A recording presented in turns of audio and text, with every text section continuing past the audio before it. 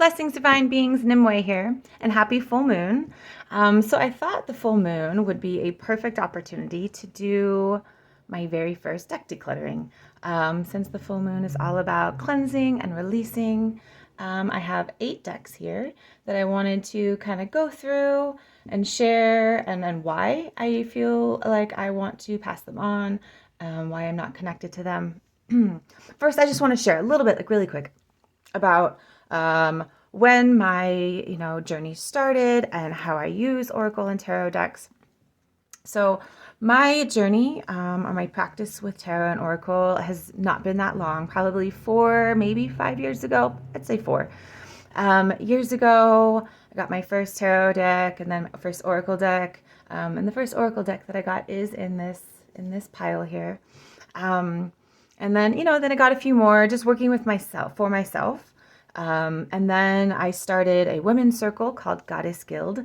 We're a pagan women's ritual circle that I lead. And I got quite a few, like 4 like goddess decks. And so anyways, and my practice has grown since then. And this year alone, I have gotten so many more decks. And I just started this channel about a month ago, maybe a little bit more. But my taste in what I buy has definitely changed and evolved as I have evolved and my life has evolved, and what I use them for. So what I use Tarot and Oracle for now is, number one, my personal spiritual journey and growth, and my daily practice. Second is my women's circles. That's a big part of it, both for the circles and the women in my circles. And that's not something I get paid for. That is something that I, love to give to my community. I started out using goddess decks. And then we kind of transformed as more pagan women were coming to the circle and finding me. I transformed it into, we meet on the Sabbats and other times too, but I use like the Season of the Witch decks for those. It's perfect. And then I will do, one-on-one tarot readings occasionally. But the main thing I use decks for is my coaching session. So I work for myself. I am a spiritual life coach. I also a spiritual relationship coach as well, but mostly it's a spiritual life coach. And so I mostly use Oracle decks with that. I don't really use tarot in a coaching session. But I do a card reading at the beginning of every single session with every client, as I decide what deck would be best for them that day, and we do a reading for just a little bit of guidance and inspiration for their session that day. And so now when I go look for decks, I'm looking for decks that have really good guidebooks, really deep, meaningful messages that will help both me in my spiritual practice, but with my clients. And so that is a big part of it. And so these decks that I've picked out are decks that just don't have that for me anymore, or don't have that. And therefore I don't connect with them anymore. And they're kind of not really in the niche that I've kind of fallen into now. So with that intro, let's get into it. So the first deck that I no longer feel connected to, and that one of the ones I got for my women's circle, 3 out of the 4 that I bought, I am ready to give away. One of them I am keeping.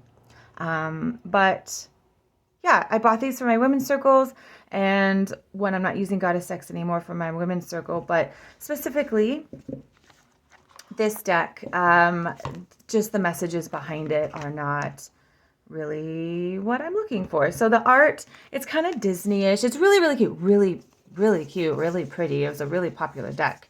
And I have a lot of other goddess decks. I love goddess decks, I do. And I just kind of go for ones now with a little bit more depth and meaning. And this particular guidebook, it's like a sentence or two. And that just, doesn't really work for me at this point in my life and my practice. And so this is going to be passed along. Okay. The next deck that's going to be another one of my goddess decks is going to be the Dark Goddess deck. Now, This one, I'll open it up. So I'll first talk about the cards. I love this. This is I think it's called a Triskel. I've always wanted this tattooed on me somewhere. That's one of the main reasons why I picked this deck. I didn't realize I should have. This was not a great deck to pick for women's circles because this is a shadow deck. And the messages in there are it's shadow work. They're dark. And the women in my circle are not afraid of shadow work, but I'll explain why the messages are just very direct and narrow and not really applicable. And it wasn't like sitting right in my circles. But I don't love the huge borders. And I don't know. I have a hard time. I don't know. The art's not, I don't know. It's just not my style, I guess. Although I say that and I might get another deck like this at some point. It just seems, oh, what's the word I'm looking for? The words like a video game, like CGI kind of, or like I don't know, like not hand done. I don't actually know, but I don't know. The art doesn't really do it for me. But mostly, I would say like the book has a good amount of information. It has like this poem for each one, the guidance, foresight, and then a little bit about the goddess itself. But a lot of the message would be sitting in a circle. So I have the women like, you know, they pick their card, they read the book, like kind of out loud, and they share kind of what meaning that has for them. And so many of these messages were so direct, like you're a liar or you're being lied to, or you've been abused or you're an abuser. Or it's just like it was very direct and very narrow and not applicable to you know, the women in my circle and me. Every time I pull a card, I'm just like, no, I mean, a couple. There's like probably 2 cards in this deck. I'm like, oh my gosh, like, yes, absolutely. But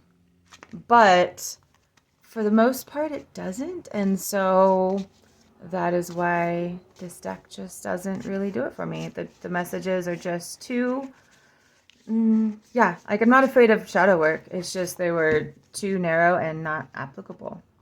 Okay. The next one I want to get rid of. And I kind of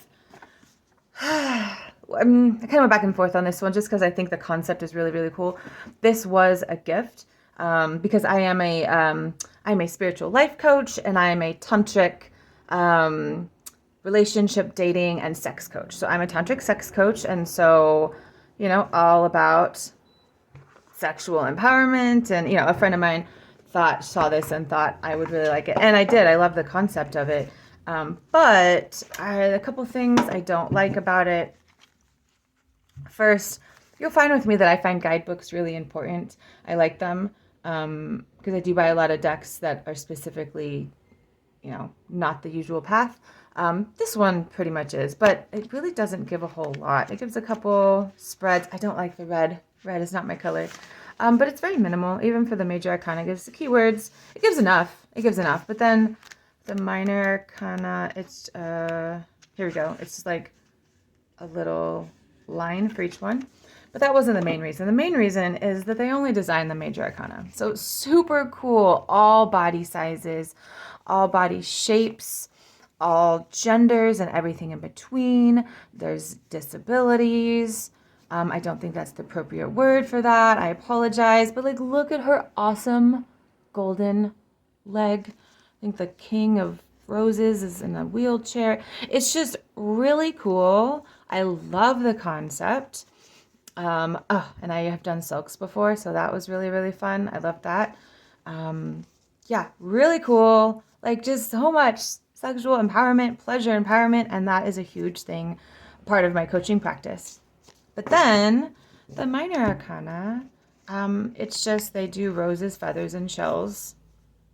The court cards are designed, but and candles, right? So that was a little, I don't know, disappointing to me, and that was the deal breaker with me for this deck, is that they didn't design. There's no really actual images that say anything to me on the minor arcana, and so that is why this deck is going to find another home. Okay.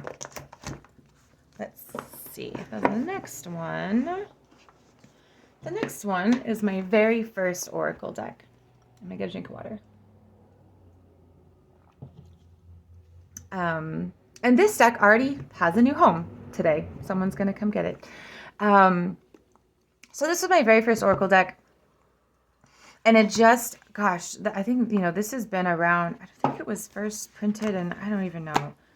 It's a pretty old deck. The printing I have is from like 2020, but 2008 when it was first put out. The cardstock is incredible. Right, this is the Blue Angel deck. The cards, he has quite a few of these decks that he's done, all with his art, and I think this was the most popular one. I think they're great, all these beautiful feminine figures. It does bother me that there's only one male figure in here. I'm like, either make it more balanced or don't have any men in there. I don't know. Just these women connected to Earth. Some of the cards are a little more plain, but a lot of them are just like kind of this woman in like this, seems like the same woman. And then there's one god. Thought that was kind of weird. Kind of the same woman. Yep, same woman in all these pictures. She's blonde. But like, some of them depicted as trees, part of nature. There's the one guy. But cool enough, and keyword and a short that title and some keywords or a short message on the bottom. And then the guidebook is well enough. It gives a short paragraph and then like a kind of a poem affirmation, which is really cool. But to me, the guidance, it seems more fortune cookie. I don't know. It just doesn't seem very deep to me, and I don't resonate with it. I'd never find myself ever like reaching for this deck to pull from anymore. I think when I first bought this deck, I just wanted an Oracle deck, and this one was like really popular, and so this is the one I ordered off of Amazon. But it's just not one that I connect with now, like at all. But already it's definitely for someone because someone wants it and is gonna come get it today. So that's kind of what's behind that deck. So the next one, and by the way, I'm going in order of the ones that were like the easiest to get rid of to like kind of the hardest to decide to let go of. Okay. The Fairy Tarot. I did have a hard time deciding to let this go. And that is because I love the concept of this deck. I know people have talked about like the borders are kind of annoying. Those are just like big borders and it makes it look really old school. I don't think this deck is that old. I thought it was, maybe that was just the printing. Yeah, 2019. It's not that old.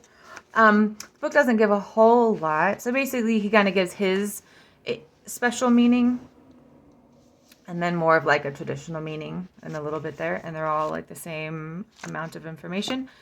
I think it still follows like a traditional tarot. These are not in order kind of meaning, but the major arcana, which is hard to see, okay, the Fool is the dreamer. We do have the High Priestess.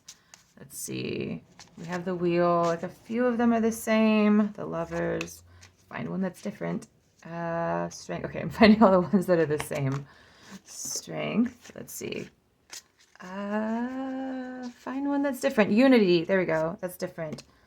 Magician. That's the same. The Moon. Okay, I swear there's more that are different. The Sun. That's the same. Balance. Ego. Life experience. And then the Web. Okay. So a little bit different. Still follows the same kind of message. And then I love the suits. How they're the seasons. So we have spring, summer, winter, and fall. And they're color-coded, which is really nice to help with organization. And I think the art is really neat. It has this very, like, I don't know, olden time feel to it, but with magical fairies. So I was really drawn to this deck initially. And so cool. And some people don't like this because it does narrow the meaning, but I like the little messages on the front, especially for, for someone if they're new to tarot, and it's just, it's helpful. But I will say that the reason why I decided I don't reach for this deck is because in the guidebook, I don't know if I mentioned that I am pagan. I have a pagan women's circle. I am an ordained Wiccan priestess. I did grow up. I went to a private Christian school, preschool through 12th grade.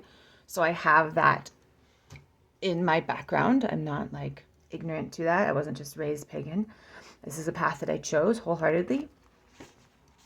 And it doesn't go into any, it's just the fact that many of the cards, I would say almost 1 out of 3, he references, ask God, the angels, and the fairies. Talk to God, the angels, and the fairies. And it's just, capital God, God. And I just have a hard time with that. And there we go. Ask God, the angels, and the fairies to give you signs that will help you perceive things in a whole other life. And I just can't. And sure, I could ignore that and not use the guidebook, absolutely. But I know the intention in these cards are there. And it just makes me not reach for this deck. While it's really beautiful and a really cool concept, and I wanted this deck for a while, I just didn't know how the book was written. And so, yeah, some of you may think that that's an awful reason to get rid of this deck, and that's okay. I honor your opinion on that, but I can't. I don't know. I just don't reach for it because of that, and I have lots of other tarot decks that are more pagan. Now I'm being very careful with getting more pagan tarot decks. Oops. Wow. Sorry. Okay. Next one is the Seed and the Sickle Oracle, and I struggled with this one as well. This was also a gift. This wouldn't have been my style of deck to purchase for myself. I go for witchy, magical, type decks, and this is purely, some of them have like a really pretty design on them, but it's purely the plants and the herbs. So that's really cool. And I have studied herbalism, and that is a little bit of, my life. I do make my own like salves and tinctures and stuff, and I go harvest elderberry every year and make elderberry syrup for my family. And we harvest all kinds of things in our backyard, like dandelion and, all kinds of stuff. But so a friend got this for me for that reason. And while it is really pretty, the guidebooks don't really do it for me. The images don't really do it for me. I think I need a little bit more in an herbal deck than just the plants. And then this has 2 guidebooks, which is a really fun concept. The dawn and the dusk, kind of like creating, manifesting, and then like releasing. But the messages in there are pretty short. It'll give maybe like a story and then a message, but like really, really short, minimal. And sometimes the story is the same in the herb in the other book, and so you're kind of repeating the information. And the book is beautifully colored. I wish there was more info. Like, that's all you get, that little tiny paragraph right there, and that's just not enough for me. And I do want an herbal deck. One is enough in my collection, and I replaced this with the herbal astrology deck. Oh my god, I love it so much. It's exactly me. And the images are so beautiful, and the meaning in the deck goes far beyond what I could even hope for. And so I just don't need 2 herbal plant-based decks in my collection, even though I'll have like 100 like witchy-based decks. One herbal plant one is enough. And so that is kind of my reason behind this one, or why I'm letting that one go. Oh, this double box thing is kind of weird, but cool. Oh man, a little bit of a struggle. Okay, there we go. Okay, we just have 2 more. So the next one is my 3rd goddess deck that I'm getting rid of. So these last 2 I struggled with a little bit as well. Sorry, getting another drink of water. One, I don't like tuck boxes. I know some people prefer them. I like heavy, sturdy boxes because I do keep my decks in the box. I am too, like, if they're in a bag, I will not be excited about pulling it out. I won't even remember what it is. I like to see the box.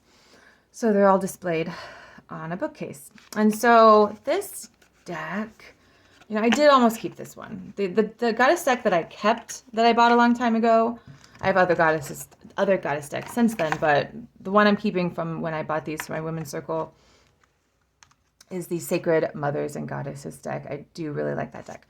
So these are the backs. They're very tall. Like, these are very tall cards, and they're like really hard. Like, I can't, like, my fingers barely, anyways, they're hard to hold. So goddesses, and then there's like these 3 confirmation cards that I was kind of just using as altar cards. I didn't really know what to do with them. The book, again, so the book is important to me, and, I'm kind of, how many pages is this? I have a rule of thumb now, it's 47 pages, so I don't buy decks now unless the book, for an oracle deck, not a tarot deck, but unless the book is at least 100 pages, it's not going to have enough for me to use in like a coaching manner like I want. And so it has a little bit about the story of the goddess, some keywords, and the shadow part of the goddess, but it's not like a direct message, I guess. And so it's kind of just like learning about the goddesses and maybe getting some inspiration from them, but there's no direct messages there. And so that was pretty much my reasoning there. But I think the art in here is really fun. I don't think this was ever a really popular deck. I mean, you can just get it on Amazon, but I just, the art is really cool. And I hate that card. That's weird. So neat. And I love all the borders. I usually don't like borders, but like these borders, if you notice, that every border for every single card is different according to the goddess's like personality or traits. Look at her on top of that like corporate business guy. So cool. Like, I'm just gonna flip through these. They're, I don't know. I had never heard of this goddess. I thought that was pretty cool. Look how pretty has like this. She's the goddess of like Lemuria or something, and this is like the city of crystals or something. I forgot. Look at all the people on her hair, little alien people like falling down to earth from her hair from like the land up here. And the Merkaba. So a lot of thought. And now that I'm going through it, like I do want to keep these cards, but I needed to make space. And I was, not keeping any decks that I cannot use for the purposes that I use them for, even though I think it's really cool. That's just an extra card that it came with. That's a really cool Gaia card.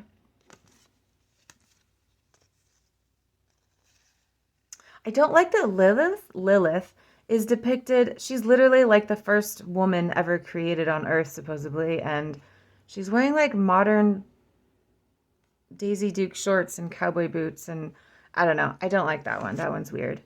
And the Queen of Sheba. So anyway, so that's kind of my thoughts behind that deck. I'll just kind of set this aside. And then the last one, I added this last because I don't want to get rid of it. But I don't.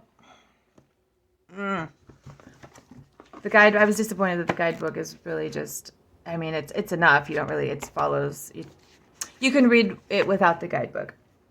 Some of the images are a little different, but because they're following the story of the fable or the fairy tale. But she did a really good job. It'd be so creative. Like, I love the concept of this deck, from it's folklore and fairy tales from around the world.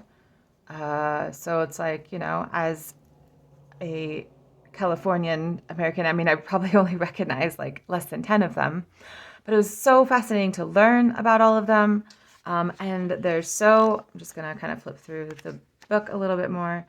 So yeah, it gives the name, where it's from, and then kind of a short of the story, and then upright and reversal meaning. It's enough. The cards, oh my gosh, these are my favorite backs. probably out of any deck that I own, except maybe the Terror of the Witch's Garden backs. I really like those as well. Let's just appreciate these because I'm gonna miss them. I'm gonna miss this color's my favorite color. And this cardstock is the like sturdiest linen. I feel like I could just dump this whole thing in the bathtub and it would be fine. You know, these are brand new and I've had this for quite a while, though I haven't worked with it that much, but it's a thick deck, definitely thick. The colors are so vibrant. The stories are so fun. It is so beautiful. These borders are really cool how she does those. The reason I'm getting rid of it, I guess, is because I just am not reaching. Oh, it was really fun. My daughter and I, we went to a fantasy fair for Mother's Day, and she was dressed as Rapunzel, and we each pulled a card, and she pulled the Tower card, which is clearly Rapunzel. She thought that was really cool. What was I saying? Sorry, why am I getting rid of this deck? Because I don't reach for it. Because I have other decks that I love so much more, and I do have a very kind of a specific witchy, Celtic, fae, fantasy. I guess this falls under fantasy, but I'm more like mythical creatures fantasy, not like fable, fairy tale fantasy. Like women's empowerment and women's like feminine wisdom type decks is what I go for. And this just doesn't fit the bill. I'm not going to read with this with a client. I'm not going to read with this for myself. It's fun to pull cards with my daughter every once in a while. And for that reason alone, this was added to the very, very last deck that I added to the pile. But in the end, I just know that I'm going to keep getting more decks that I love, and this is just going to sit there. And while it is so pretty, gosh, it's so pretty, and it's such good quality. It's such a good deck, and I think you can get it on Amazon for like $12. It's just a great, great deal. I'm just not using it. So thanks for watching. This was my very first, and I like doing it on a full moon. It feels good doing it on a full moon.